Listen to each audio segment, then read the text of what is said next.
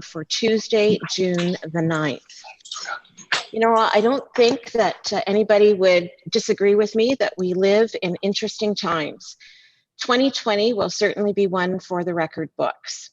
Just when we think the news of the day cannot get any more fascinating or concerning or even troubling, we witness the events that we have all watched the last 2 weeks since we've met. At my local council meeting last week, I shared my personal thoughts on what I was witnessing. And while the protests seem to have become quieter and somewhat more subdued, the messaging of these protests cannot be ignored. Some of you would have seen my opening remarks through social media. And while I don't want to revisit my remarks in its entirety, I do want to share some of it with you. I'm sure my reflections are similar to yours and how you have addressed your communities over the last 2 weeks. It all comes down to one question for me. As a municipal leader of a small rural Ontario municipality, what is my role? I see it as sharing with you my truth and humbly hoping it resonates with you as you grapple with what our neighbors to the south are dealing with. We witnessed this past weekend peaceful protests in Strathroy and the City of London. What a difference of imagery from protests that we watched last week. The one thing in common was the passion of those protesting. It only confirmed that the concerns about suppression and bigotry are in our community. One could argue we are only one improperly handled incident away from the violent experiences that as of now, we are only watching from afar. When someone believes that they do not have a voice, stifling and not listening to that voice only provokes them to find other means to be heard. Without respectful conversation, we cannot learn and we cannot change. As a municipal leader, it is my role, in fact, it's our role, to ensure these respectful conversations can happen in our communities. Every day I wake up, I have a choice. I choose how I'm going to take on whatever the day is going to present to me. And some days it's easier than others. But every day I wake up, I choose the way of love. The parable of the Good Samaritan is a Christian lesson, and it is a lesson that goes across and beyond faiths. The story of the Good Samaritan challenges us to treat our neighbor as ourselves. It challenges us to ask ourselves, who is our neighbor? Racial prejudices or a prejudice of others different in any way from ourselves has always been a great divider. We tend to distrust those who don't look or sound like us. Yet the Samaritan didn't care about that. He showed us that racism and prejudice has no place when it comes to common decency, that at the end of the day, we all belong to the same race, the human race.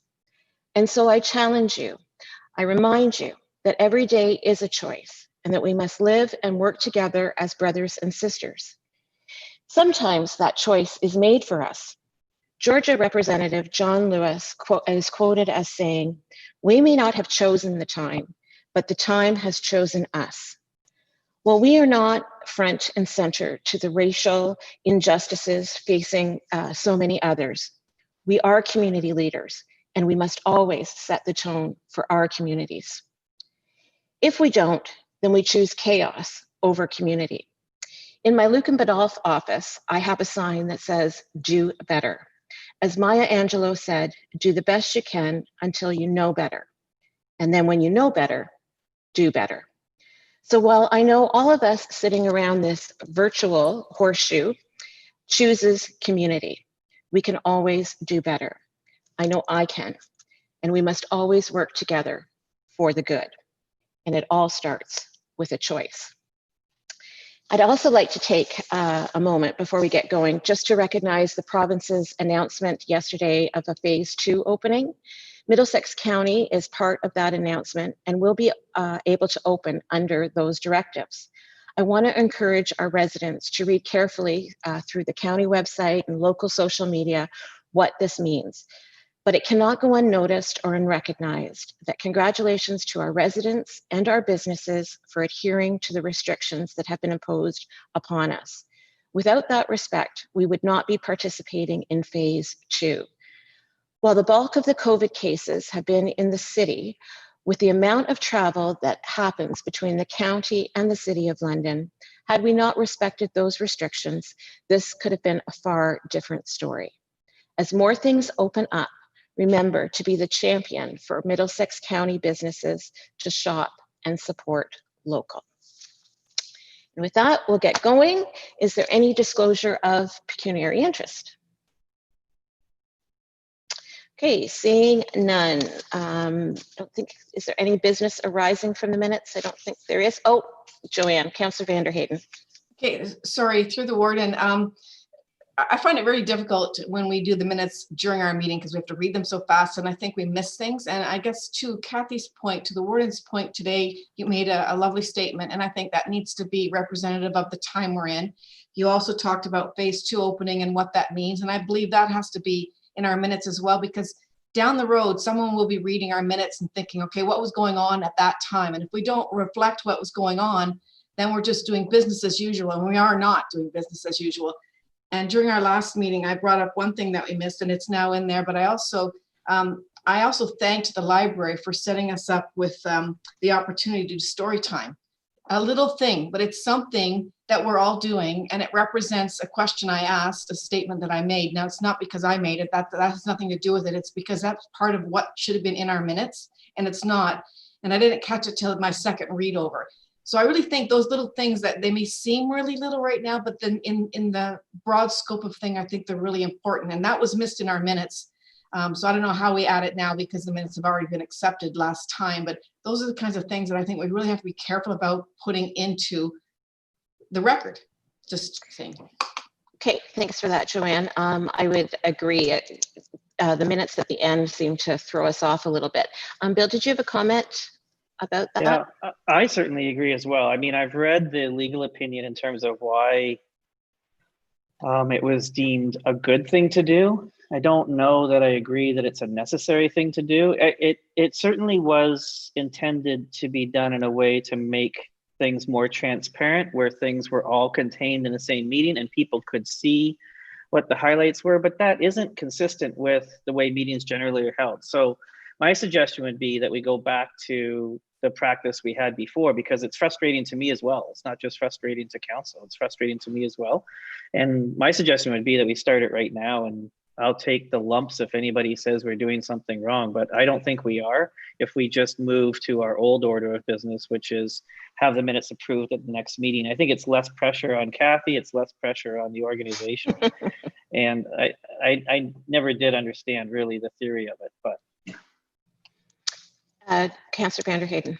So then can we add into councillor comments this week? And we could then mention it that, you know, the first video is out. Thank you, Warden Burkhart, for having that. Like maybe we can throw that in under this meeting, because it is part of what we're doing. Yeah, yeah, I certainly I won't mention it again, but if we throw it in there, I'm okay with that. Yeah, and maybe you can get agreement generally now, Warden, that we go back to our past practice instead of this practice we use. Yeah, I guess that would be the thing would be, do you just need a nod of head? Do we need some sort of motion or anything? I know in Luke and Badolf, we don't approve the minutes until our next meeting. We're not doing it at the end. So you took too long, and now the solicitor's here. I know. I was trying to get you to do this before that picture appeared at the bottom of my screen. And now, yeah, you said one more thing and here we are. You threw it to me. I know I did. It's my fault. I would say that we just have a nod of heads that that's the way to proceed. I mean, that is our past practice. So let's just go with it. And okay. We'll just leave Wayne on mute. Okay. All right. So I can get a nod of head that everybody's good with that? Okay. All right. So then moving on, we have seen the minutes and we have passed the June 9th minutes. So I don't think there's any questions from there. Strategic plan update. We are happy to welcome Jennifer Kirkham. I don't know whether she wanted to take over, or Morgan or Cindy. Did anybody want to say something first? Sure, yeah, I'll say something. Thank you, Madam Warden. Before we get started, just on behalf of Bill, Cindy, and myself, we'd just like to thank Council for the time that they took to respond to the survey. I know it takes a lot of time and effort given all the other things that are going on around us. I'd like to also thank our local counselors, our senior staff and local senior staff for doing the same. This afternoon we'll have Jen Kirkham, who is the consultant helping us facilitate council's strategic plan, just present on our survey findings. So I'll throw it over to you, Jen, while I get your presentation up. Great.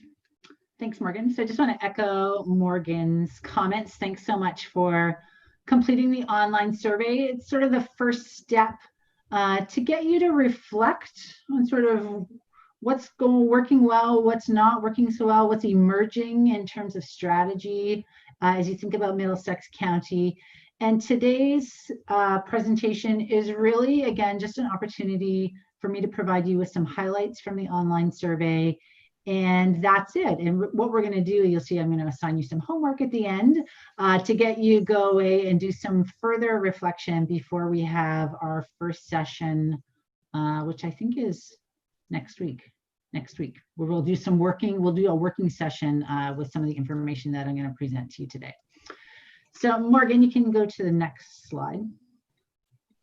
So you see that we did an online survey. As Morgan said, we had a mix of people respond to it. So we had you as Middlesex County warden and counselors responded to it. We also had Middlesex County senior staff respond to it. And then we went out to your local municipal partners, where we had elected officials from local municipal partners respond, and senior managers in your local municipal partners as well. So a good mix across each of those 4 categories. If you go to the next slide, it'll show you that from a geographic perspective, again, we've got representation in the online survey responses across all of the geographic areas in Middlesex County.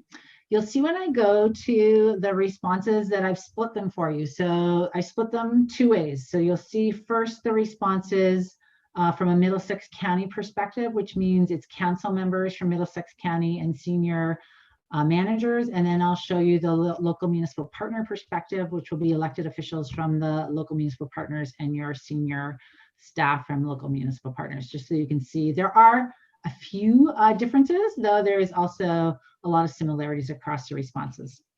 So we started by asking people on the next slide what the county does well. So from a strength perspective, so this is the county perspective.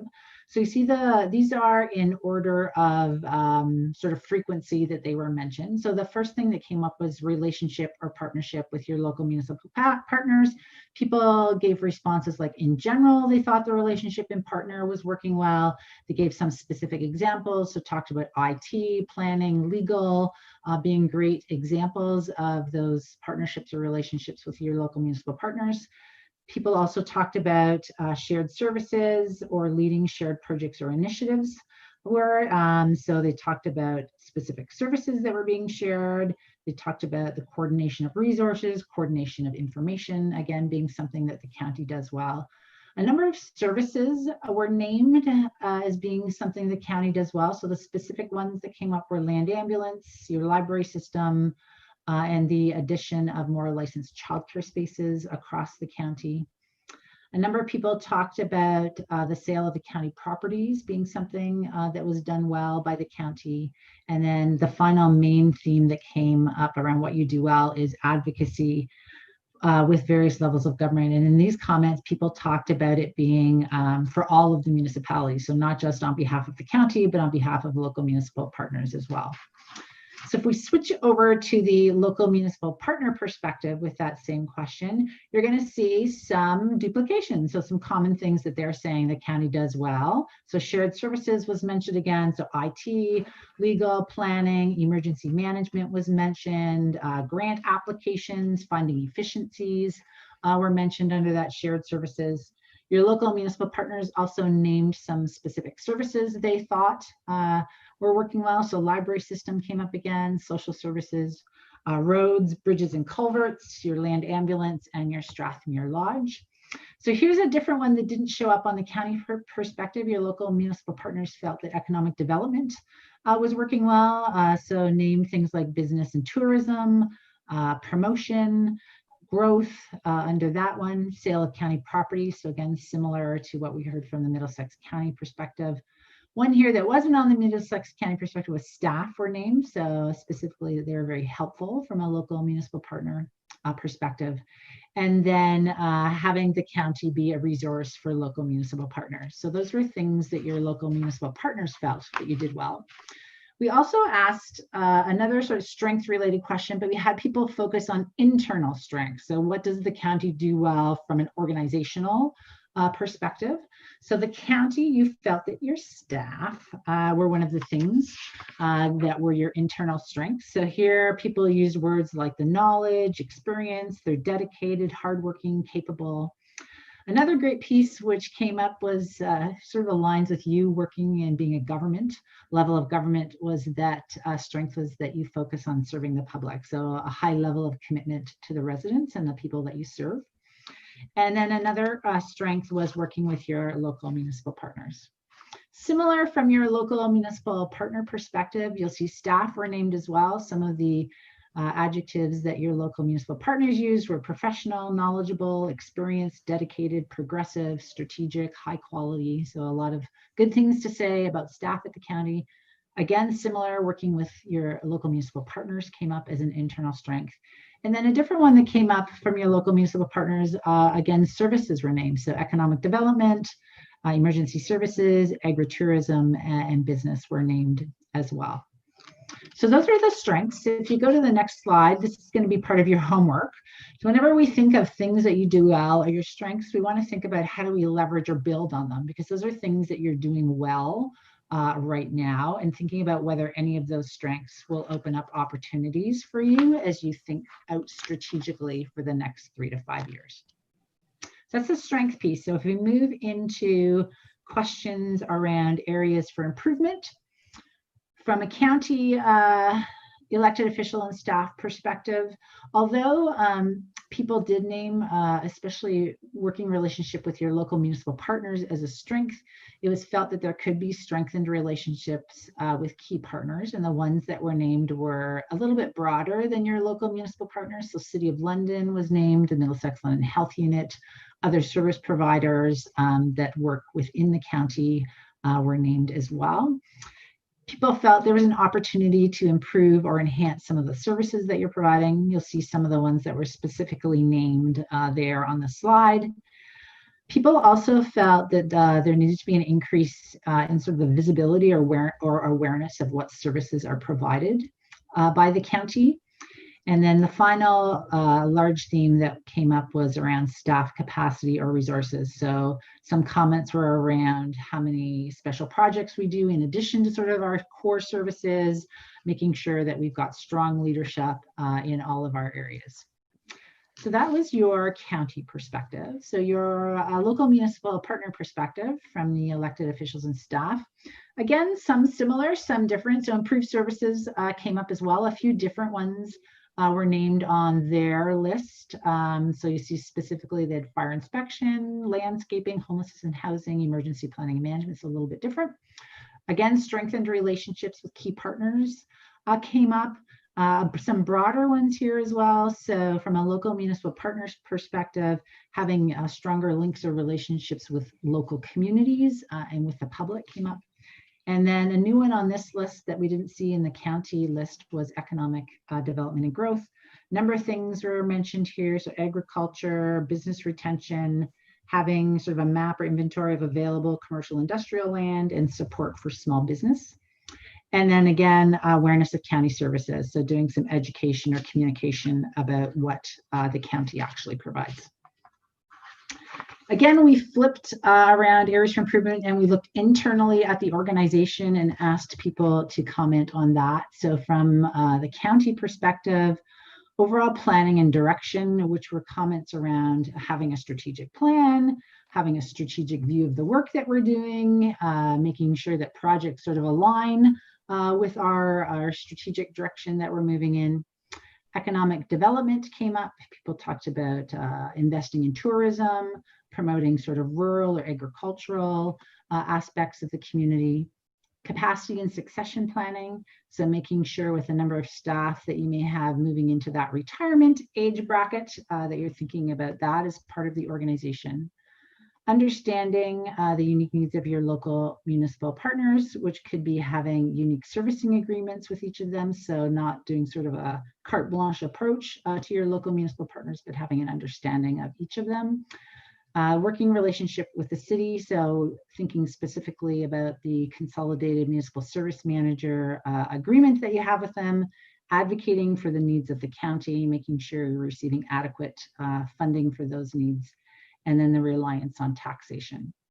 So those are some of the internal weaknesses from the county perspective. Your local municipal partners had a little bit of a smaller list, though you're seeing some similar themes emerging there. So they also talked about capacity or succession planning and staff, again, with a number of retirements that may be on your horizon.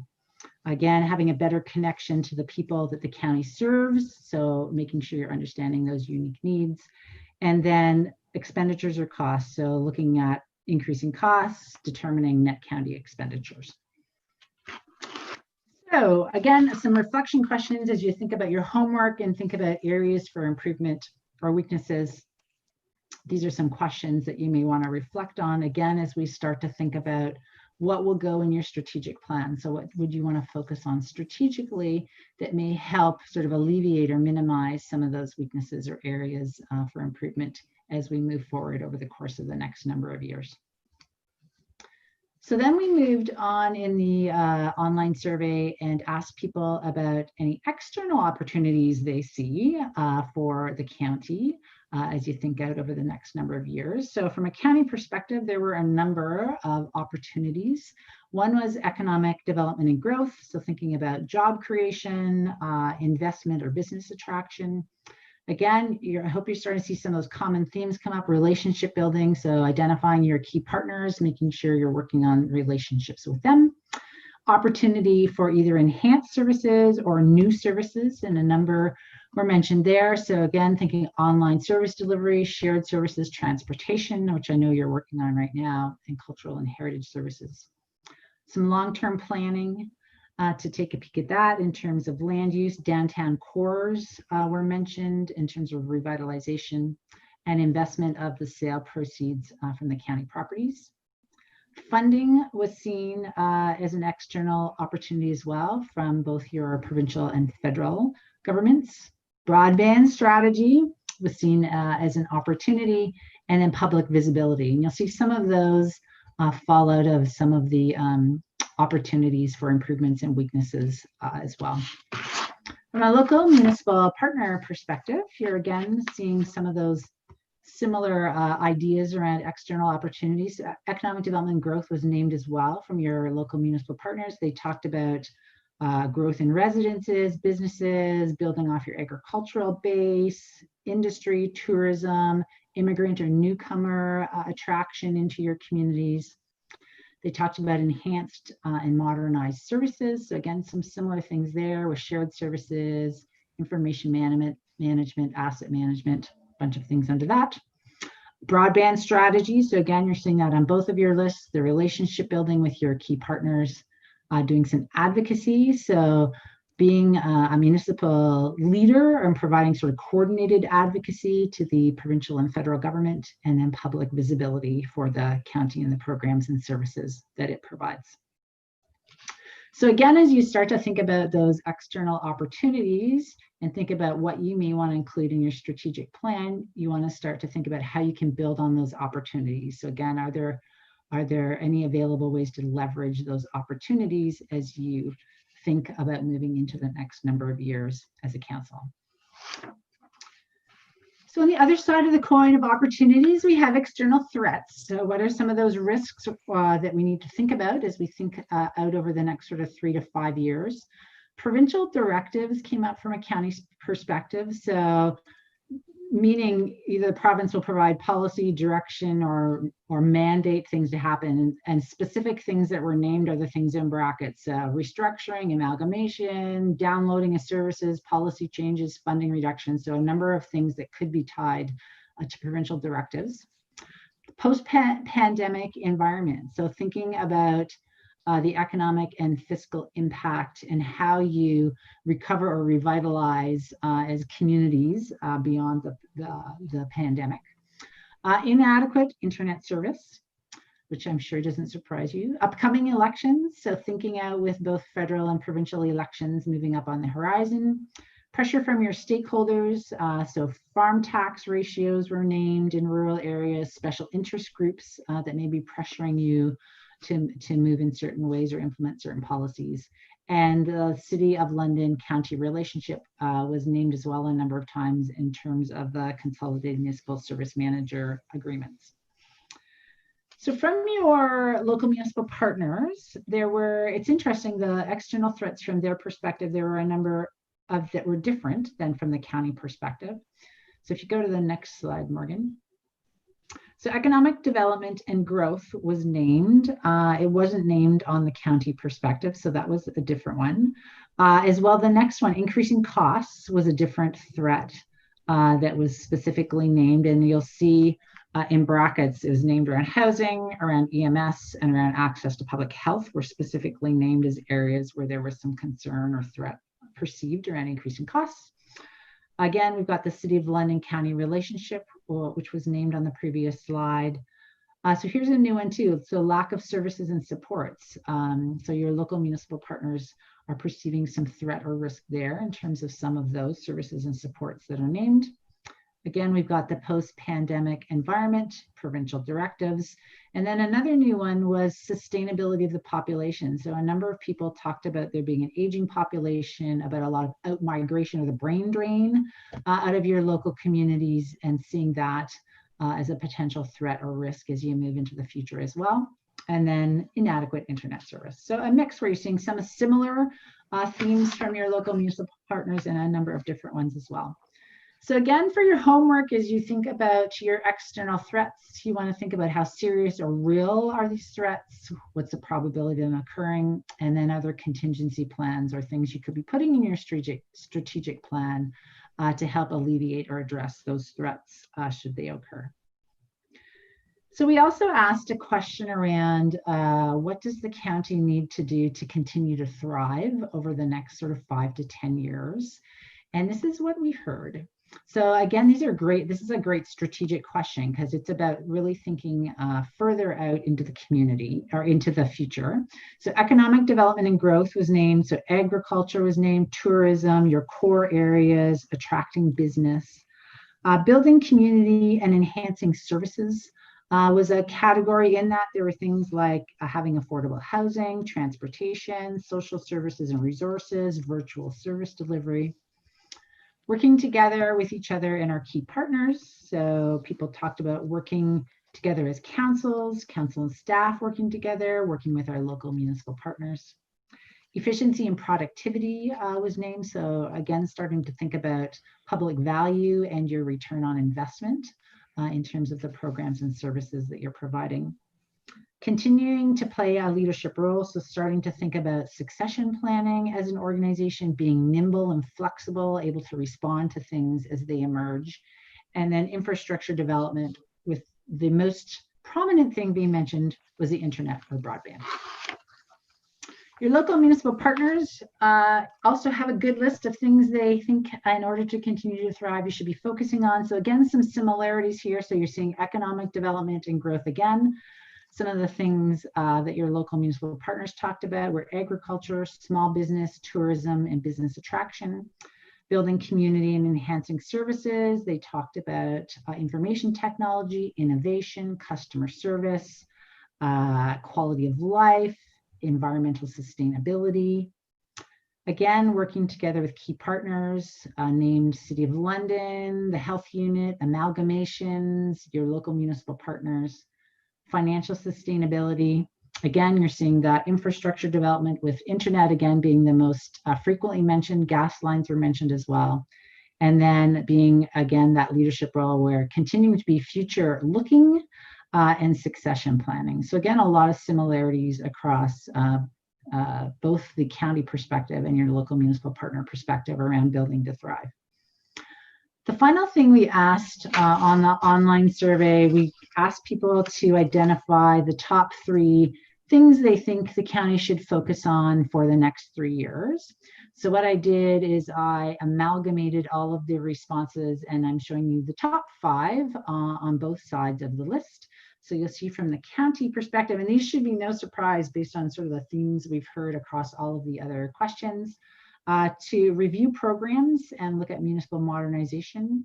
Partnerships came up, broadband strategy, and economic development and growth, and your shared services. So again, if you look your local municipal partner perspective, you're seeing similar-ish. So we've got economic and development growth strategy, you've got your broadband strategy, you've got from a partnership, support and work with local municipal partners, but then you've got specifically named finances or sustainability or expenses, and you've got housing and homelessness named as a specific service that they thought should be focused on over the course of the next 3 years. So those are the top 5 from both sides and both perspectives. So the final reflection question, as you think about the responses, is what's emerging that you want to strategically focus on over the next sort of 2+ years, and think about your mandate as a council. So when we think about your strategic plan, that's what you want to think about, sort of what's emerging, where are we going from here, what's sort of bubbling up that we need to focus on strategically as we build your strategic plan. So that gives you a really quick tour of the responses in the strategic plan. We do have a working session next Tuesday from 9 to June. It will be with your senior staff and with you as council. So your homework, which I've tried to highlight as I've gone through, is to go back through the responses and really to ponder the reflection questions. We'll be working at the session on identifying what you think you want to focus on over the next sort of 2 to 3 years in your strategic plan. And there's a lot of really good themes that I think are emerging from the online survey that will help us as we begin our work together next Tuesday. Okay, great. Thanks, Jennifer. Morgan, did you have anything to add on to that presentation before I open it up for questions? Nope, not at this time. Thank you. Okay, great. Before I do, I just want to thank Jennifer and the staff at the county for all the work that they've done so far in putting this together. I think we've got our homework for us, that's for sure. And I know I'm certainly looking forward to having the discussions with my colleagues and of course staff. Are there any questions from any members of council at this point? Councillor Vanderhaden.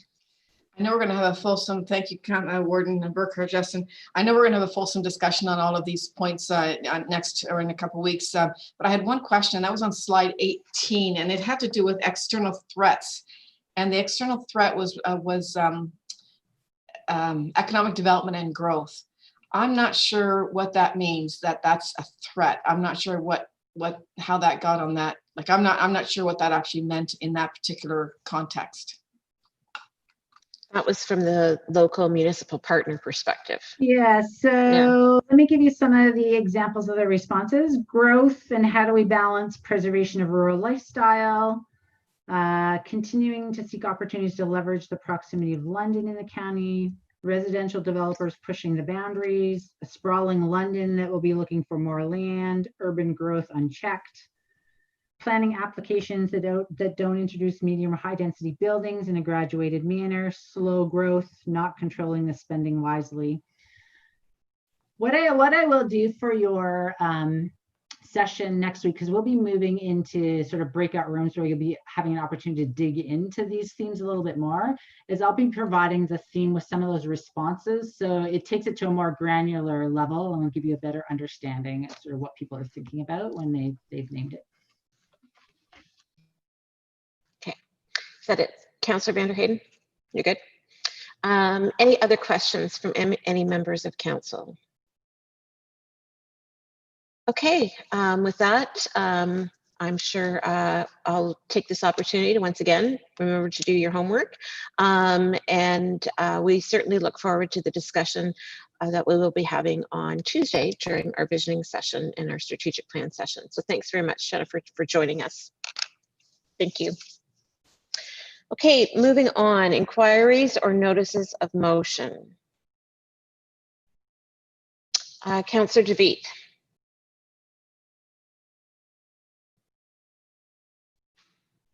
Thank you, Warden. I have I have an inquiry, the focus of which is, well, it relates to gypsy moths. And this is a topic that came up earlier this week at a meeting with staff, Councillor Brennan and myself.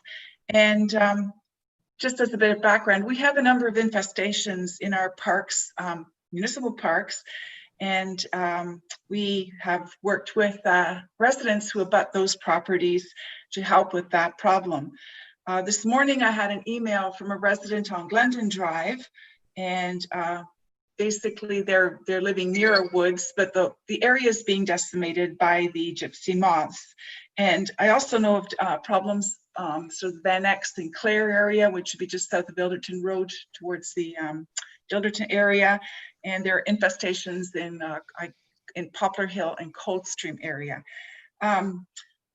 Besides that sort of yuck factor that we hear about in the news when all of the gypsy moth infestations are being reported, I think there may be a larger problem. My understanding is that not only do the gypsy moth, the larvae actually come along and gobble up the trees, but that they come back for a number of years, and the trees are weakened, the canopy is destroyed, and consequently some of the trees don't, well, a lot of trees don't survive. That's my understanding, but that's part of my question, I guess. So we have our county forests and there are conservation authorities that lay in Middlesex County. And as municipalities, we have lots of parks and areas that are wooded. So I don't know if you've perhaps heard from your residents in your communities about the gypsy moth issues. I know I've heard in the news about London and Sarnia-Lambton area, or Lambton County. So my inquiry actually, I'm wondering if our forester, Mark Brown, would be able to maybe give us an overview on how these infestations spread and what the impacts are on our woods and forests, and actually maybe understand better what kind of spread there is in the county, and then perhaps even the impact on our county forests and that kind of thing. And ultimately then, is there something that we could do to protect our county assets? Do we figure out how we might work together with municipalities? So that's where my thinking is going. I don't know if there's any appetite for that kind of report from other councillors. So I wanted to put it out there and perhaps get some of your thoughts and see about where we might take this. Thank you. Okay, thank you very much, Councillor DeVitt. Dirk, did you have anything that you might be able to add before I see what other councillors have to say? Yes, thank you, Madam Warden. So, it is an issue. It comes about, Mark can definitely, we can put together a report for you. And it's one of these things that comes about every 9 or 10 years, it seems. We've got 2 years in a row where it's an issue in certain areas, localized areas, and there was some coverage in the media lately that sort of heightened the issue. It's one of these species that was introduced, from Europe 100 years ago or so, and so it's no longer something that the Canadian Food Inspection Agency targets. It's kind of considered to be naturalized now, but it is in a very localized context, a difficult situation for landowners. So we can bring back a report if council would like on that. Okay, thanks very much, Dirk. Any comments from any councillors on this? Councillor Vanderheyden. Through the warden, thank you, Councillor DeVitt, for bringing that up. I haven't had any complaints or anything in Strathroy-Caradoc. I mean, it's quite a large rural area, and we do butt onto a lot of your properties. But I think it would be good to get the report so that when we start, because then we will be getting those comments down the road. So we might as well get the information before. And so I would be happy to read a report and see. It's not if, it's when. So. Yeah. Any other comments? Yeah, Councillor Mayhew. So I would look forward to seeing a report from our forester on that. Global warming also enters this equation because gypsy moths actually do not kill trees, they weaken trees. And they're susceptible to other problems once they're genetically not strong. And that's where global warming comes into it. So the gypsy moth can create ill health in a tree. and then other factors come into play to attain its demise. But I would look forward to hearing it. Mhm. Okay, I think probably everybody's in agreement that an overview from Mark would be great, and certainly any other information pertaining to the county and what we do would be great. So we'll look forward to that at his convenience, I guess. Dirk, that would be good. Okay. Any other inquiries or notices of motion? Councillor Elliott. Yes, through you, Warden. I have received a request from the Thames Valley Association of Home and School Councils, as well as from, we all received emails from our Thames Valley District School Board representatives looking to celebrate our graduates this year, meaning that they are unable to have their usual graduation celebrations. And the request being that if we could light our municipal buildings up gold on the night of June 25th, which would have been their graduation. I know in Thames Center, this is something that we were doing, and I was hoping that this is something that we could do at the county level as well to light up our Middlesex County building downtown in order to celebrate all the graduates across Middlesex County. Great, thanks for bringing that up, Kelly. I know I just actually picked up my mail and got the letter from Mark Fisher and Arlene Morrell from Thames Valley with the initiative that the board end is taking, and it's much the same as the lighting up of municipal buildings. So Chris, maybe I'll ask you, is this something that we can do? Yeah, through the warden, thank you. And certainly something we can look at the county building. It would just be sourcing out the bulbs. So I think we can update the bulbs that are in our spotlights. As you are aware, we do put spotlights on the building in the evening, it's a gem in downtown London. So we do celebrate that. So I'll work with Steve DiCandido, and he and I will try and source out if we can get the bulbs. I don't think it's a huge hurdle to overcome to get the building lit up in gold. That's great. Thanks very much, Chris. Certainly it is just a small thing that we can do to recognize our graduates. Any other inquiries? Councillor Mayhew. Thank you very much, Madam Warden. When we were assigned our homework to develop the strategy plan, this idea came to my mind, but I don't want to necessarily do the work on it if there's not the appetite among my peers out there. Many, if not all, our municipalities within Middlesex County have a history that combines both agricultural and railroad. And both those industries left behind some commercial souvenirs known as brownfields. And these are often very well located. They're part of our commercial history as feed mills, seed companies, and railway stops.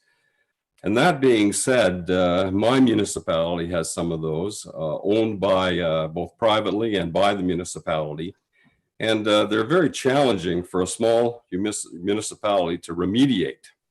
And I'm just wondering if, because of the extent of the problem and the cost of the problem and the what do you do with brownfields other than grow weeds, there must be a strategy to tackle assets like that are currently not giving us any value, and what can we do with them? And instead of looking at one municipality trying to solve the problem, I wondered if the county would be interested in taking an inventory of brownfields within the county of Middlesex. And that being said, we could have a cooperative approach to brainstorming ideas, even getting better pricing on environmental assessments, and of course, categorizing them in such a manner as to the cost of remediation and how to source out those.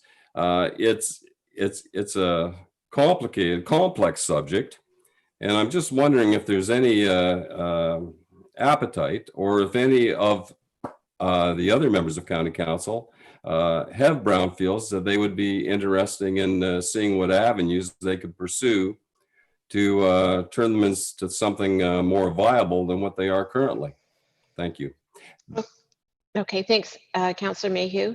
I guess maybe I'll start with opening it up to any councillor comments on top of that, and then I didn't know which staff person might want to take that on. So I don't see any comments from any councillors. Any feedback or anything from any staff? I think we'd beg for some time to think about that. Okay. We Well, can. that's good. Yep. No, I kind of sense that there's not interest. Maybe it's just our problem and not in other municipalities. I assumed it may have been, but perhaps it's not. It's just something we've never been asked about before, so I'd want to think about it a little bit before responding. Okay, so maybe we'll look for further comment to come. Is that okay, Councillor Mayhew? Okay, good. Yeah, thank you, Madam Warden. Okay, great, thank you. Councillor Vanderheyden, see your hand up. If I could, through the warden, for our strategic plan meeting, will we be getting this same slide deck for that, or are we going to get something a little bit different, sort of like the workbook, in order to make sure we know what exactly that we're going to be doing that day? Are we going to get that ahead of time, or do we go back to the notes here? Funny you should ask that. I just sent Morgan a text. Morgan, did you want to answer that?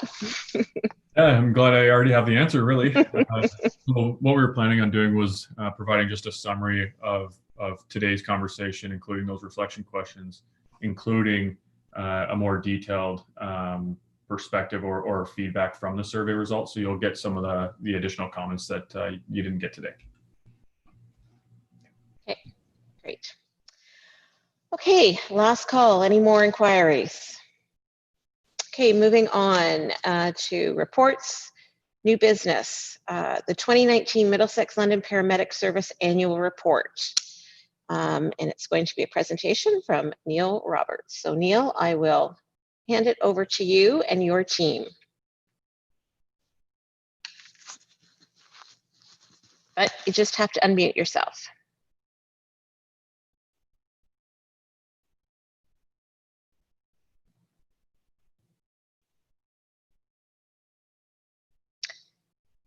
Can maybe one of the hosts unmute them?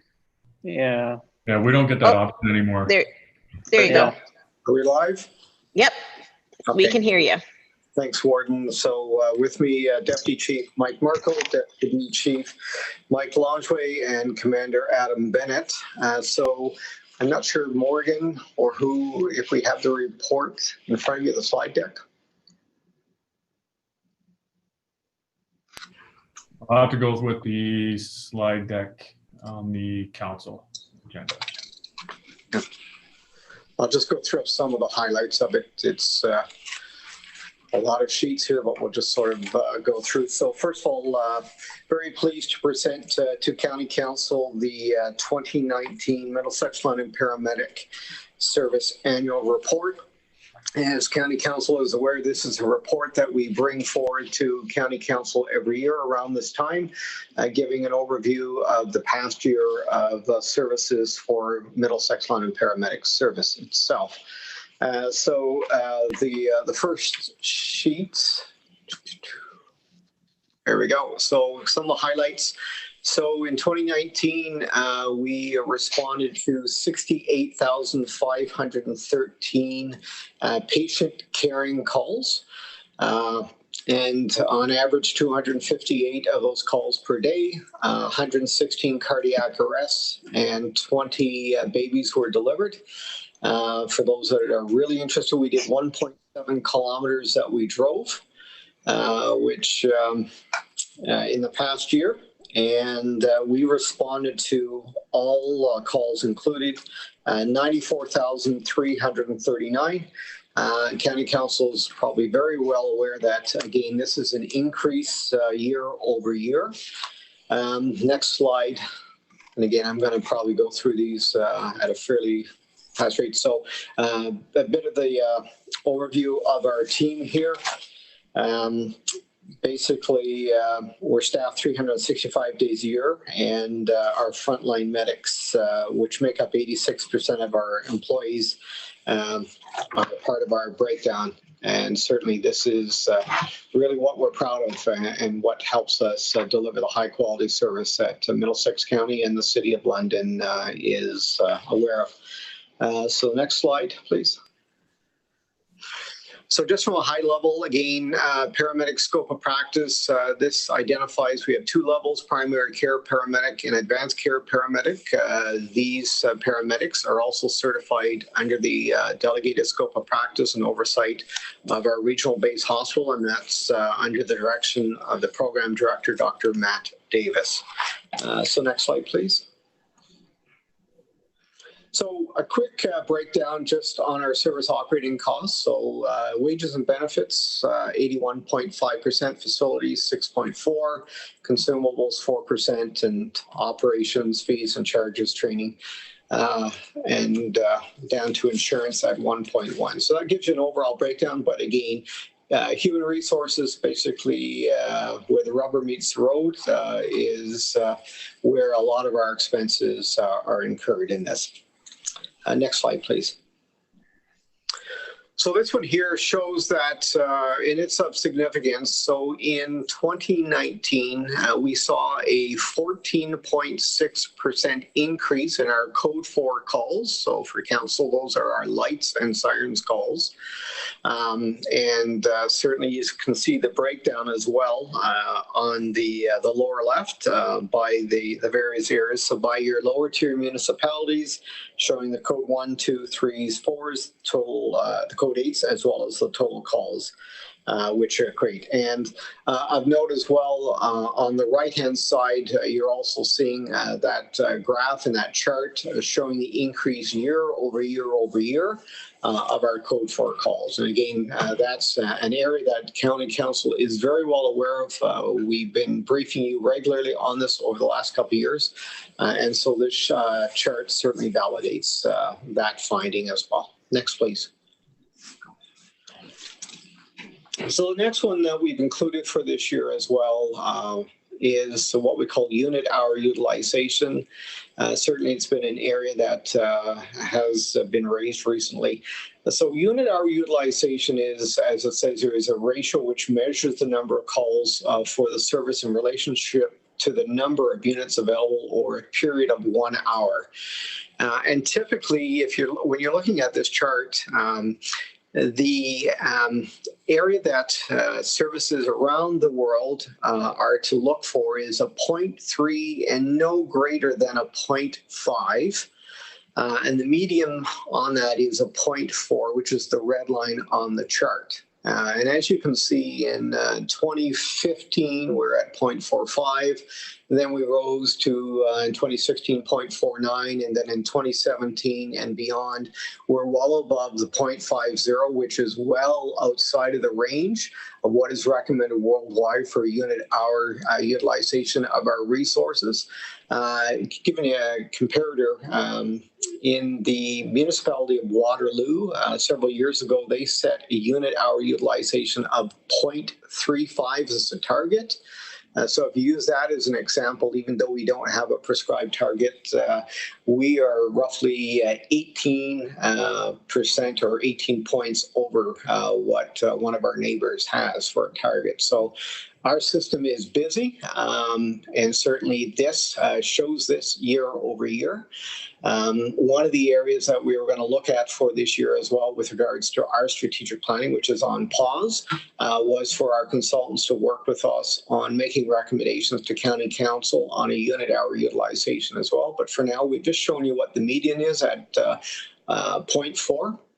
And as you can see through this, we're certainly well over that. So next one, please. So response times, we still like to refer back to the 1996 legislative response time. And you can see again, in 2019, we went from 2018 of 9.49 to 9.58. That's due to a couple of areas. One, obviously, increased calls.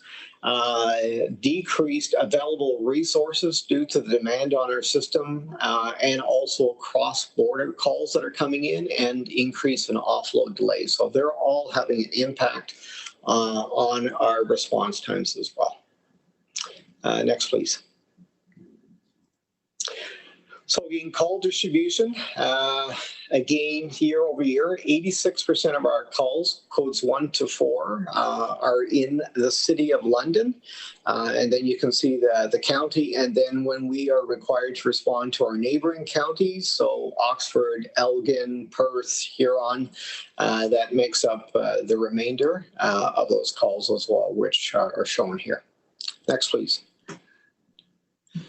So again, call distribution by your lower tier municipalities, again for 2019, these are laid out for you. And again, you can see them from Adelaide Metcalfe to the largest, which is Strathroy-Caradoc, which is just slightly under 3,000 per year.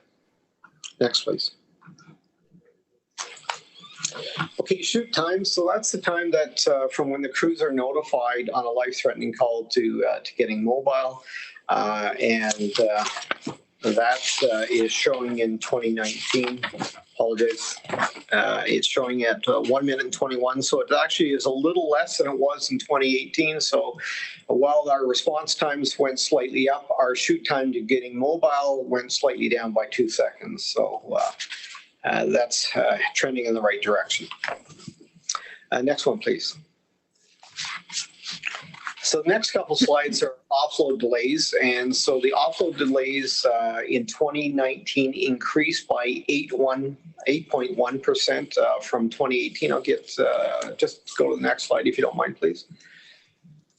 So this one obviously shows you 5 years of data, so from 2015 to 2019 inclusive, and obviously you can see the trend line going up where it peaked in 2017, which is our largest year, slightly dipped in 2018, and then trended back upwards at the end of 2019 as well. So it was going back to an area we didn't want, and I know the warden this year, when she met with Minister Elliott, at Roma in January, this was one of the areas that were raised, and I know it's been raised over the last couple of years. So we wanted to, again, show you the 5 years and more importantly, the trend line as to where it's been going. Next, please. One of the areas that we focused on in 2019 as well, because obviously we knew we continue to struggle with offload hours and working with London Health Sciences, and we came up with a program called Fit to Sit, which Council's been briefed on, and that's an opportunity that if we bring a patient in on our stretchers into the emerge department, and there's an opportunity to transfer that patient to a chair in the waiting room, working in collaboration with London Health Services, London Health Sciences emerge department, we're able to do that. So that was a pilot that is being studied, and we'll be reporting back in the very near future on that. But certainly it was a proactive measure to try and make do with our resources and to try and basically free up our vehicles working with our partners at LHSC. Next, please. So again, the legislative response time plan, this is basically a report that Council dealt with in March of this year, and they always approve the upcoming year as well in October. And so this is just a quick overview of what our current legislative response time plan is at this time. Next, please.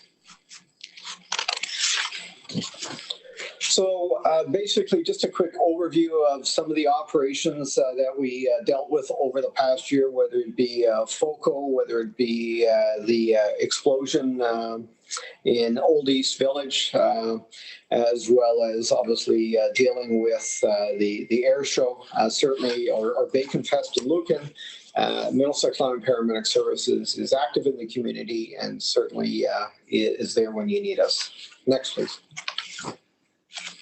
Again, more pictures of the Woodman explosion as well. We'll keep going, please. One of the highlights in 2019 was having Minister Elliott come and announce provincially the first pediatric neonatal transport team in the province. So she made the announcement in London at Middlesex London Paramedic Services along with Warden Smith. And certainly we're pleased, as council knows, that we this year as well received full-time 24 hours a day funding for that less than a year after it was announced. So again, we're always pleased to work with Minister Elliott in the province of Ontario, especially on advancements and enhancements to emergency health services here in Middlesex County and the City of London. Next, please. A bit of overview on the logistics. Obviously, that's a critical component. We have 54 vehicles. Certainly, one of the areas is so our help desk tickets are everything from maybe there's a problem with regards to the windshield wipers aren't working to more of a major issue to looking after stations. So last year they did 2,100 tickets. We have a fleet of 54 vehicles. We readied or cleaned and stocked vehicles 6,205 times, deep cleans over 612 times. So that's when we literally strip the vehicle apart and give it a really high level cleaning. Again, the kilometers that we drove and reportable collisions as well. Next, please. So again, of note, because we drove 1,736,031 kilometers, that's 4.5 trips to the moon and back for those that were curious how much we drove in 2019. Next, please. Community paramedicine, again, another program that Middlesex County has supported, and we appreciate that. Certainly in 2019, we launched the paramedic-led influenza vaccine clinics, operated mobile drop-in and community health promotion programs, as well as received training in medical directive and delegation through Middlesex London Health Unit to administer, again, the flu vaccines to individuals at high risk and to try to keep those individuals out of the hospital and without having to access the healthcare unnecessarily. Next, please. And again, areas for training, certainly with new employees that we took on throughout the year, or whether or not it's continuous training. Certainly, we're always busy, and one of the areas on the far right was if you visited our headquarters, the bus training area where we actually had real live simulated training. Which was, again, trying to ensure that our staff are dealing with situations and real time training in using areas such as the bus or vehicles to give them a better sense of that. And next one, please. Again, employee recognition, we were pleased that County Council was able to join us in 2019 as we handed out the annual service awards, which was the first time that this was done. And it was a medal that was authorized by the County of Middlesex and again issued. That was a huge success. As well, in the lower right was the Governor General's Exemplary Services Medal presentation in Windsor last year, overseen by Lieutenant General Richard Romer, Canada's most decorated war veteran as well. And we're glad that Warden Smith was able to join us for that event. So, next, please. So again, Survivors Day, as well as other community engagements through the placement of our AEDs, that always is something that, again, the Survivors Day is a great opportunity to reunite paramedics with cardiac arrest survivors and to meet the first responders that help bring those patients back, as well as the important work that we do with regards to our AED placements. Next, please. So we also wanted to highlight the paramedic training camp, which was successful.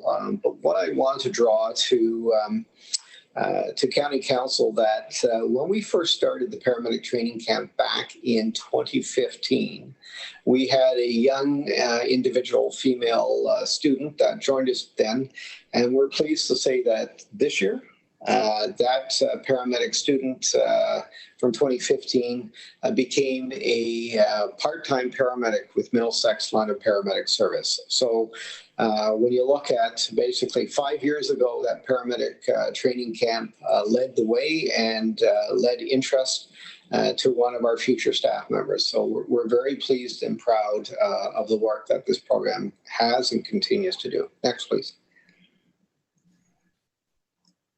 So again, just some of the social media that you've seen throughout the year. I'm going to keep going. And for those that are interested in the social media statistics, obviously Twitter followers, 5,352, Twitter engagements, 1.9 million, Facebook followers, 2,615, and Facebook engagements, 3.7 million. So we've got a good following, and certainly our team that is on social media do a phenomenal job promoting us. Next, please. So that's it from a highlight. Again, just a couple things that the report obviously is something that is available. We provide it to County Council every year. It's on the county website. It is also on the Middlesex London Paramedic Service website. So if you want to go back to 2013, it's available on our website. Certainly, we're pleased to take some questions. The recommendation, Warden, before I hand it back to you, is that County Council receive this report for information and direct the County Clerk to forward a copy of this report to the City of London Clerk for distribution to London City Council. So, Warden, thank you, and back to you if you have any questions for us. Great. Well, thank you very much, Chief Neil, for that. And, you know, a couple weeks ago when it was Paramedic Services Week, I think I started off by saying, aren't we so fortunate to be provide the governance and the service of Middlesex London Paramedic Service. I mean, congratulations to you and your team. This annual report only highlights how fortunate we are and how an incredibly well represented bunch you are. And I mean, I can't say enough about the team that you've got over there. And we are so fortunate to be able to play a small role in that governance of that. Are there any comments or questions about the report from Council? Councillor Vanderheyden. Thank you through the warden, and I know that the warden just congratulated you on a good year, and I just think it really needs to be reiterated, because this is something that, you know, I hope I never ever have to use an ambulance, but I'm really happy that the service is out there for all of our residents that need it. And I can tell you just quickly, there was a little guy in one of the schools that I was at doing one of those mayor's things where you go and chat with the kids, and they were talking about ambulances, and the one little guy said he was so nervous when he heard sirens because it made him really scared. And then the little guy beside him said, but you know, every time you hear that, somebody's getting help, so it's okay. And that always stayed with me, because it's exactly what it is. You know, you're trained, you have all the right equipment that you need, hopefully, and you know, even during a pandemic, you just roll into doing the job that you are hired to do, trained to do, and are passionate about. So thank you for doing that. Great, thanks very much, Councillor Vanderheyden. Any other comments? Okay, before I ask for the recommendation, I was going to say, like, who needs SpaceX, right? When you see how many kilometers that you've traveled, you could just ride in an ambulance for a year and say, I've gone to the moon and back. So that's incredible. Okay, so a mover and seconder for the recommendation in front of you. Councillor Warwick and Councillor Smith. And all opposed? And that is carried. Thank you very much. So we will look forward to sending that off to our colleagues in the city, at the city. Thanks, Neil. Thanks, guys. Moving on, Cindy, 2020 property tax capping parameters. Thanks. Through the warden. Council is required to pass a bylaw each year to establish the capping options for that year. In 2016, more tax capping mitigation tools were introduced with the goal of allowing municipalities to bring the conclusion of the program by 2019. I am happy to report that the county is now eligible to be excluded from the tax capping program going forward. So this will be the final report, or I hope so. The cost of tax capping is expected to be zero. So therefore, today I'm asking council to approve the 2020 tax capping bylaw to include 1, maintain the exclusion of the multi-residential and industrial classes from capping, and 2, exclude the commercial property class from capping for the 2020 and subsequent tax years. Thanks, and happy to answer any questions. Great, thank you very much, Cindy. Questions from council. Councillor Vanderheyden. Well, you can see me smiling through the warden to Cindy. I mean, this was taken, what, 1998, so to speak, and it was a brief 10-year, maybe 5 to 10-year thing that was supposed to happen. And here we are finally wrapping it up. And that, I guess, just goes to highlight that sometimes the things that we get regulated to do from a different level of government make sense to them, and we have to deal with it. And now we're finally out of it, so thank you. Any other comments? Any other comments? Okay, seeing none, Cindy read you the recommendation. Can I get a mover and seconder for that? Councillor Vanderheyden, because she's been the one right there from the beginning of this discussion. And Councillor Mayhew. And any further discussion? All opposed? And that is carried.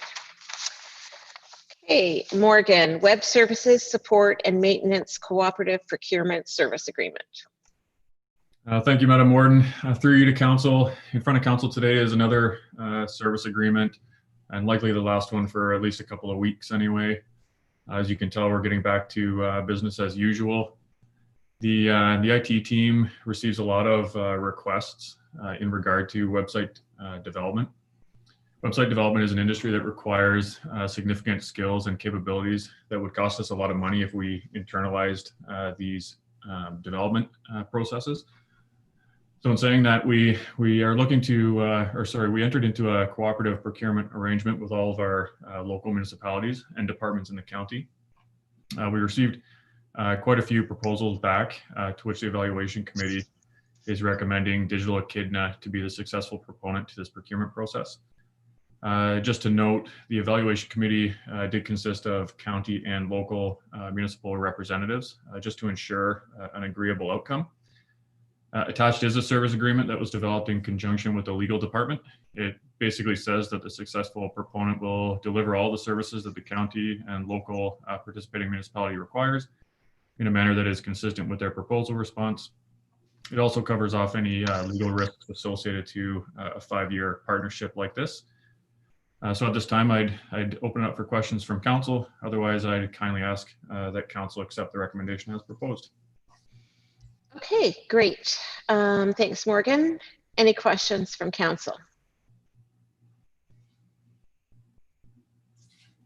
Councillor Ropp. Thank you. Through the warden to Morgan, this is nice to hear actually, because this is something we've been struggling with at North Mid for a while. We've taken this on twice and we're still not happy with it. So I think with this combined approach, I'm really hoping to get better results out of it. It's a good project. Great. Thank you for those comments.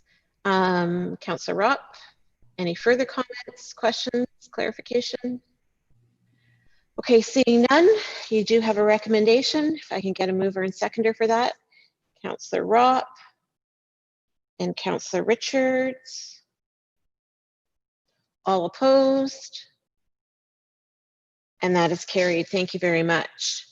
Okay, another report from Cindy with regards to our 2020 and 2021 insurance renewal. And I don't see him, but I see that Tony Camiso has joined us as well. But I'll turn it over to Cindy right now. Thanks. Through the warden to council.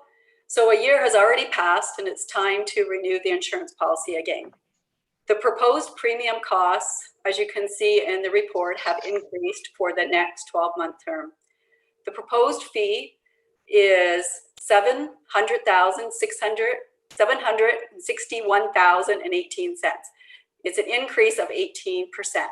However, I want to note that last year's number included the cyber liability insurance, and I had to pull it out for this year because we're still currently pulling the application together, but we'll be back with council shortly to talk about that one.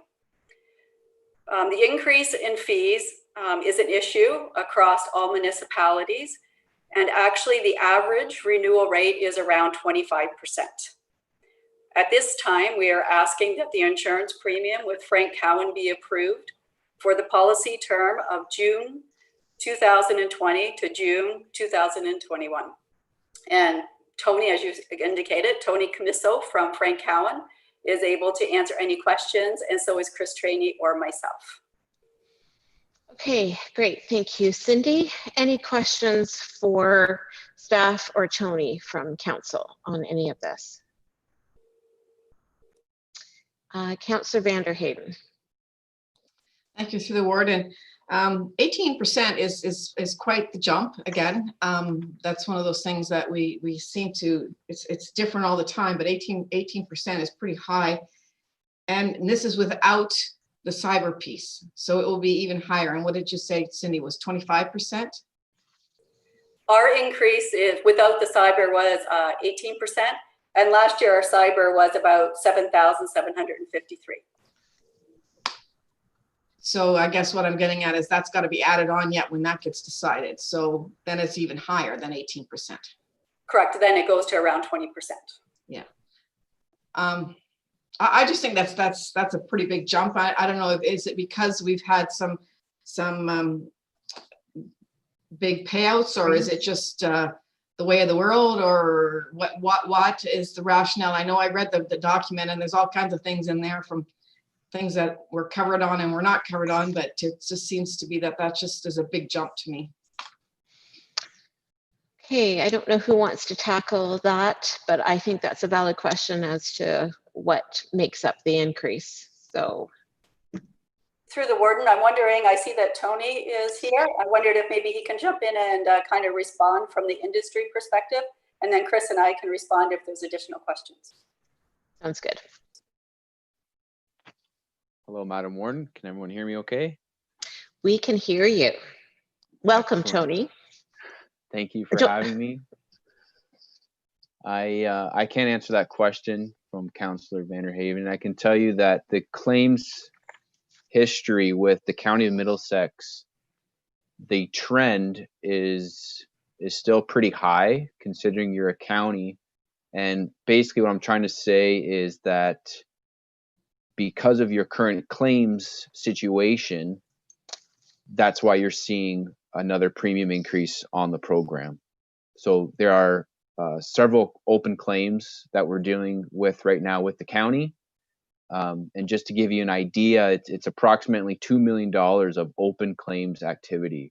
So it's quite significant. But at the end of the day, we are still enjoy obviously working with the county and working through these claims. But to answer that question specifically, yes, it has to do a little bit with claims and what's going on in the industry, because municipalities across the province and across the country actually have seen significant premium adjustments since about October of 2019. And for those mayors who renew their insurance through lower tiers during the year end, you've probably already seen some of those higher increases for your municipalities. Okay, thanks for that, Tony. Chris, Cindy?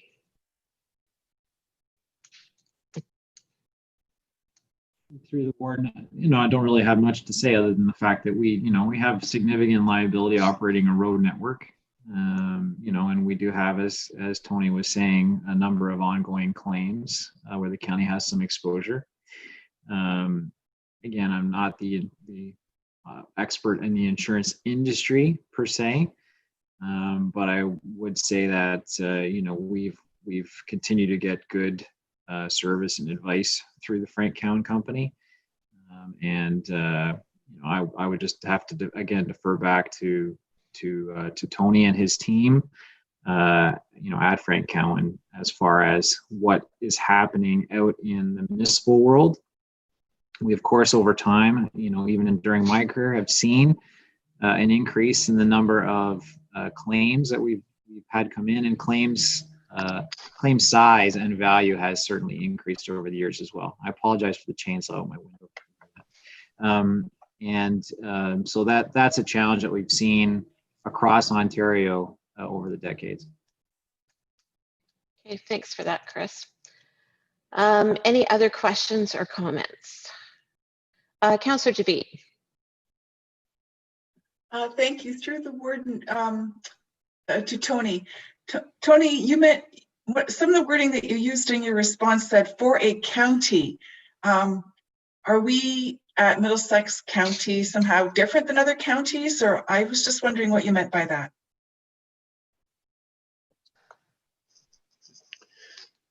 Well, through you, Madam Warden, I can tell you that the County of Middlesex is different in the sense that your deductible program is much lower than any other county in the area, and actually through all southwestern Ontario. Because you guys are able to carry a lower liability deductible, you're going to see more claims. So other counties do carry much higher deductibles, so they self-insure much more retention or much more risk retention in that regard. That is the biggest difference. But all upper tier counties, yes, road is going to be your biggest exposure, road maintenance. But specifically, again, that your liability deductible is much lower compared to other counties in the area. Okay, thank you. I understand that answer then. Okay. Any other questions for Tony while we've got him? Councillor Vanderheyden. Thank you. Through the warden, and I'm not sure this one goes to Tony. I think maybe just the staff in Middlesex County. We really have good roads, and we have minimum maintenance standards. We do everything that we're supposed to do, and yet we have these open cases that seem to me very frustrating, because I think these rates are going up too high, too fast, because it's a lot. So is there something that we need to look at to see why the payouts and the claims are so high? Is there something there that we're missing? Is there something there that we can do differently? Is it because of the courts? Does that mean we need to start lobbying, saying, you know what, the payouts are crazy? And I know we've had this discussion through AMO, as even at the Bear Pit, a number of occasions, we've heard the responses from the Premier and from different ministers. So I don't know if this is something we need to continue to look at, because we cannot afford over 20% every year going up in insurances. Like, that's just not sustainable. So, and I appreciate, Tony, you and your company, and I think you guys do a great job. But for us, it's just not sustainable to continue to raise our premiums every year to that degree. So maybe that's something we need to look at and have a report on and have a serious discussion on, whether we need to start lobbying or whether there's something we need to do in order to facilitate, and not just by changing our deductible, because I don't think that's, because you're still paying one way or the other. Okay, thank you for those comments, Councillor Vanderheyden. Anybody else? So I guess maybe to Councillor Vanderheyden's point, maybe we can look at having a report or discussion. I mean, obviously in the coming months, so that next year when we have these kind of negotiations, either when we're better prepared or we can move forward with lobbying efforts or something to that. Can we maybe look forward to something like that, Cindy? Through the warden, yes, definitely we can do that. As I pointed out, we also did look at what was going on across other municipalities and who did go out to tender as well. So we do know that we're not the only one facing this increase. So that's also something we can put in our report as well. Okay, great. Thank you very much. Okay, so you do have a recommendation from Cindy in front of you. And if I can get a mover and seconder for that, please. Councillor Mayhew and Councillor DeVete. Any further discussion? All opposed? And that's carried. Thank you very much. Thanks for joining us, Tony. I know you've got a busy household, so thank you for taking the time out to join us. And we look forward to the day that we can actually see you. So take care, Tony. Thank you. Moving on, councillors' comments and other business. Any comments from councillors? Councillor Vanderheyden. So I guess this is where we put in the piece about the library, thanking them for putting the videos together and congratulating the warden on having the first one out there and that it was really well done. Just, okay, so that's on there. It was fun to watch. Yeah, thank you for that. And just on that note, I want to just thank Lindsay and the IT staff for working with all of us mayors to make sure that that got done. It was fun, and hopefully it's something that continues even beyond, virtual world, because I think we all enjoyed it. Any other comments? Okay, moving on. Bylaws, Kathy.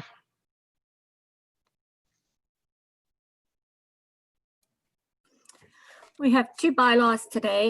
A bylaw to adopt municipal options related to Part IX of the Municipal Act 2001, limitation on taxes for certain property classes, and a bylaw to authorize the execution of a web services support and maintenance cooperative procurement service agreement between the Corporation of the County of Middlesex and Echidna.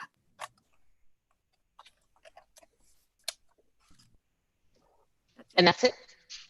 Yeah. Okay, so we'll do the confirming bylaw at the end. A mover and seconder for the first and second reading, please. Councillor Warwick and Councillor Cornelissen. All opposed? And that's carried. And then a mover and seconder for the third and final reading. Councillor Elliott and Councillor Brennan. All opposed? And that is carried. Thank you very much. Moving on to Committee of the Whole, no delegations, action items. It's a report from Kathy. Yes, we have a report on the Integrity Commissioner, closed meeting investigator. With regards to the Integrity Commissioner, closed meeting investigator, and ombudsman. Correct. We need to give 6 months notice. The contract runs out at the end of this year. So we need to decide now if we're going to go ahead with the same person. We have not had any claims or any issues with anyone, and we'd like to keep it that way. So I'm recommending that we renew for another 2 years. Okay, thank you very much, Kathy. I think that is good news that we haven't had any claims or any investigations. Any comments or questions about that? Just a sec here. I'm getting a funny message on my computer here. Okay, any comments or questions?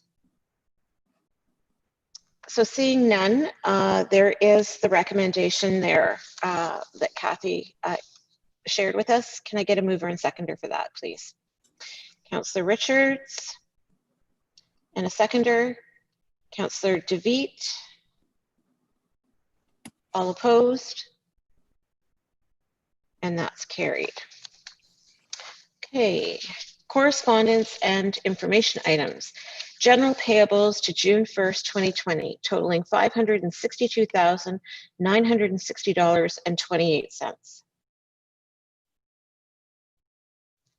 Planning payables to June 1st, 2020, totaling $748.55. Electronic payments for the month of May 2020, totaling $2,188,618.19.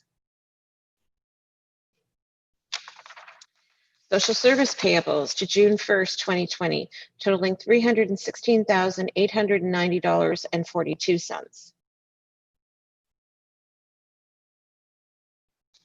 Strathmere Lodge payables to June 1st, 2020, totaling $145,964.13. Road payables to June 1st, 2020, totaling $526,697.06. MLPS payables to June 1st, 2020, totaling $1,235,135.97. Councillor Ropp. Yes, thank you. Through the warden, it's just a general question. I'm wondering if Neil or someone there can tell me the cost of oxygen in our supplies. You know, the supplies that we're getting at the paramedics, have they increased dramatically during this spring, during the COVID?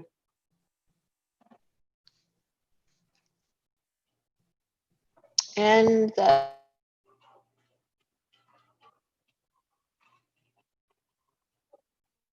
they're muted.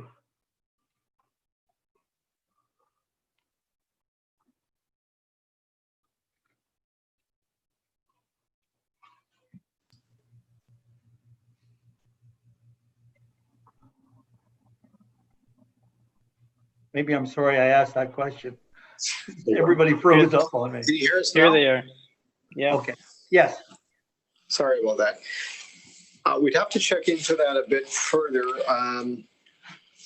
I know a lot of our processes changed with regards to oxygen delivery because it's an aerosolized treatment. So there were some restrictions put on that. But certainly, if you don't mind, let us have a look into this and we'll provide an update at the next one. All right. No problem. Thank you very much, Neil.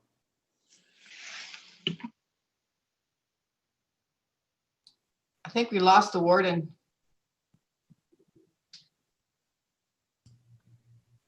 She didn't like that question at all. She didn't like the question at all. She just No. left.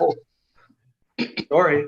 I have IT there with her. So Yeah. Okay. Just give us a few seconds and we'll see if we can get her back.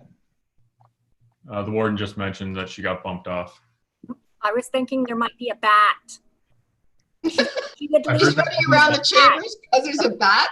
Nice. She said she was going to leave with that.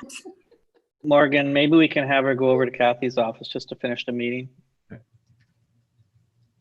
Well, here she comes. Great minds think alike.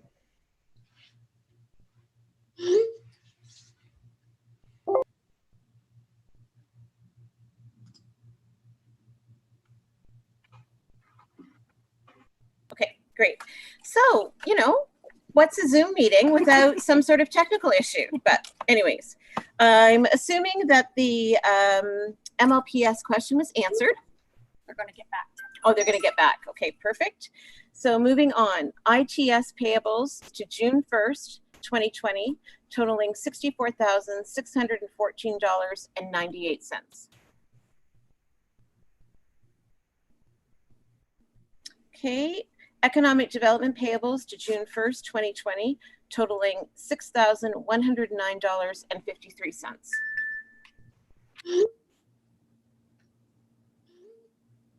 Okay, can I get a mover and seconder for receiving those for information, please? Councillor Elliott. And a seconder, Councillor Ropp. All opposed? And that's carried, thank you. Okay, Strathmere Lodge Family, Friend, and Responsible Party newsletter for June 2020. Third report of the Middlesex County Library Board meeting held on May 26, 2020.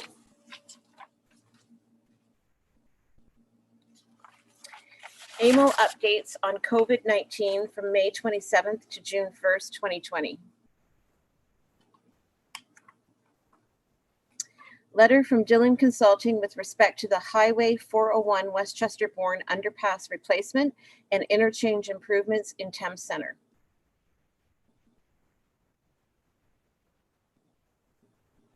Copy of the Ontario Renovates Program homeowners application form, which is administered by the City of London Housing Division.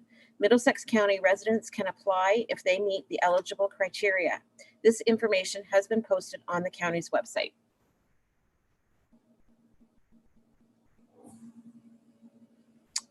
Copy of the County City Liaison Committee report from its meeting held on May 20th, 2020.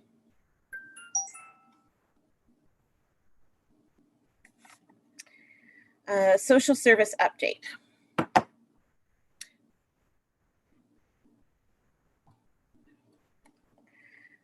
Good news alert. Karen Vecchio, MP for Elgin Middlesex London, is seeking stories or photos that demonstrate incredible community spirit due to the COVID-19 pandemic. Let's hope that some stories are shared with her from Middlesex County, because I know that there's a lot of great things happening on in the county with regards to that. Minutes of the Middlesex Economic Resiliency Task Force meeting held on May 13th, 2020.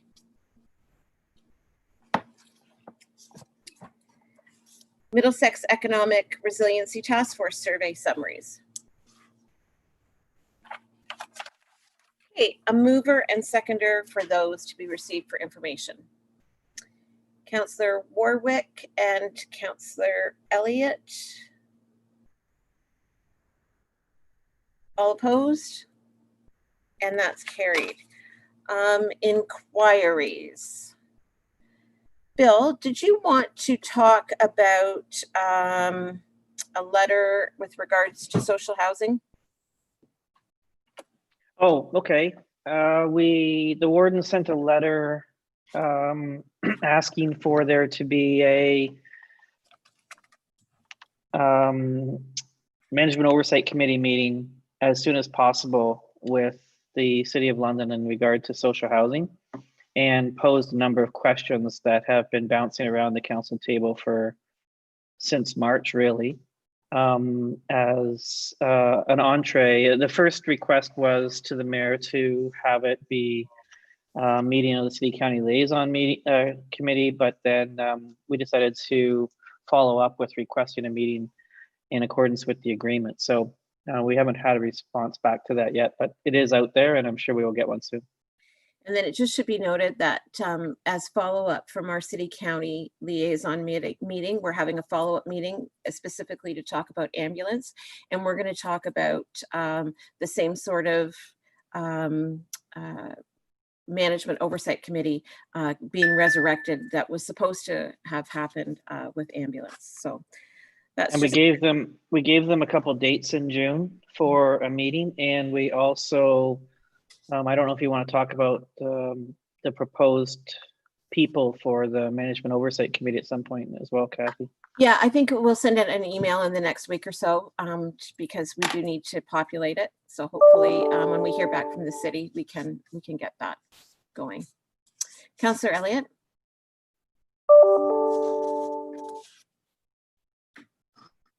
Yes, through your warden.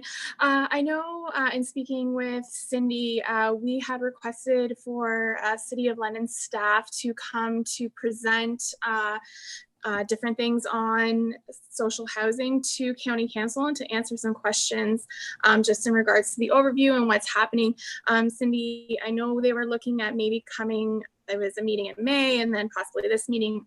Obviously they're not here. So do we have any updates on when they will be coming to do a presentation? Yes, through the warden to Councillor Elliott. Actually, I've been in discussions with the City of London around when we can come. They just recently did presentations on the London Housing Development Corp and also get their names right, London and Middlesex Community Housing. So they just presented those. So those will be attached to our next council meeting. I have an upcoming meeting with housing admin staff on June 25th. And at that date, we'll be talking about when we can come to County Council. So if anyone does have any questions in relation to social housing, you can please forward them to me and I'll have a conversation with the staff at the City of London. And I've also just provided the warden a briefing note in regards to social housing. I'm going to let her review it, and if she wants, I can also pass that out to anybody that's interested in seeing that briefing note as well. Okay, thanks for that, Cindy. Okay, other inquiries? Okay, seeing none. New business, our next council meeting is June 23rd, but just a reminder that we are together next week for strategic planning, as well as the morning of the 23rd for strategic planning as well. And I guess we just have to do the confirming bylaw. Yeah. Okay, so we just have to do the confirming bylaw since we're going to leave the minutes to the next meeting. And this is a bylaw to confirm proceedings of the Council of the Corporation of the County of Middlesex for June 9th, 2020. A mover and seconder for the first and second reading, please. Councillor Mayhew and Councillor Warwick. All opposed? And that's carried. And a mover and seconder for the third and final reading. Councillor Richards and Councillor Vanderheyden. And all opposed? And that's carried. Announcements. November 14th, again, let's hope, Warden's Banquet. And a mover and seconder for adjournment at 2:40. Please. Councillor Smith and Councillor Brennan. All opposed? And that's carried.